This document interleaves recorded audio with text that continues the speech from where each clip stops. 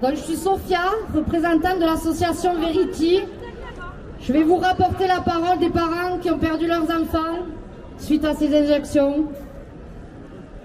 Nos familles, celles de Mélanie Massip, Maxime Beltra et Sophia Benarira, se sont réunies depuis le mois d'octobre pour connaître la vérité sur le départ prématuré de leurs enfants. Dès les premières heures après leur décès, chacune de nos familles a été confrontée à un mur médiatique venant expliquer que la simple question d'une éventuelle causalité liée au vaccin était impossible. Nous avons décidé d'abattre ce mur de silence et de mensonges en nous unissant et en créant Verity France. Lorsque nous sommes tombés à terre dans une souffrance indicible, nous avons trouvé la force et le courage de faire face et d'alerter nos concitoyens.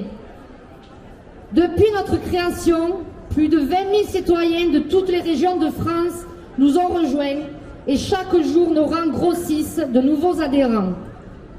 L'union de nos familles est un appel à tous, une main tendue à tous, quel que soit son métier, son origine, sa religion, sa tendance politique.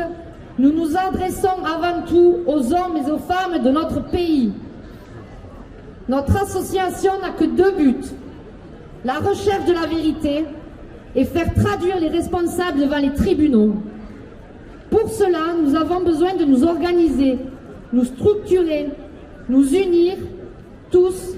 Il existe des dizaines d'associations, de groupements qui sont déjà investis dans la démarche de la vérité.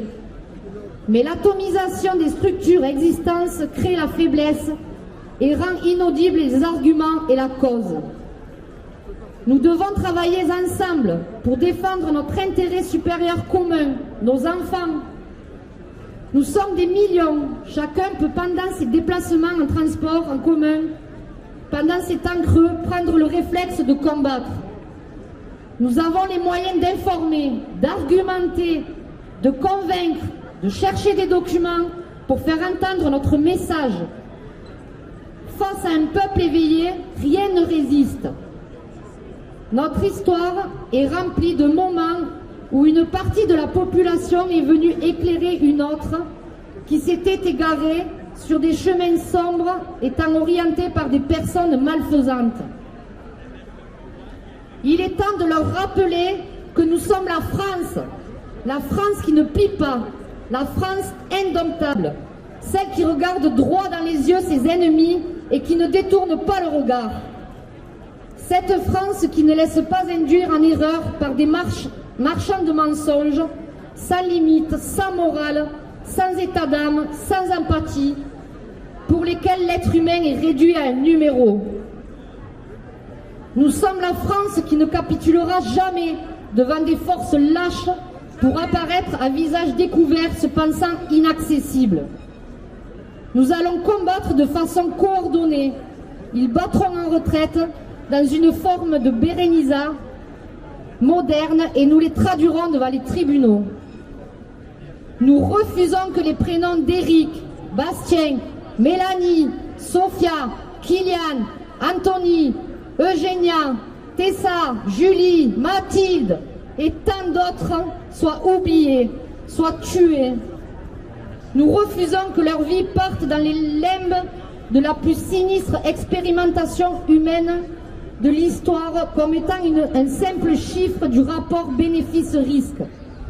Nous hurlerons leurs prénoms dans les villes, dans les villages de notre nation pour informer nos concitoyens et pour que les autres pays du monde entendent que notre peuple s'est levé contre l'intolérable. Nous ne vivons pas dans la peur pour un virus aussi dangereux soit-il.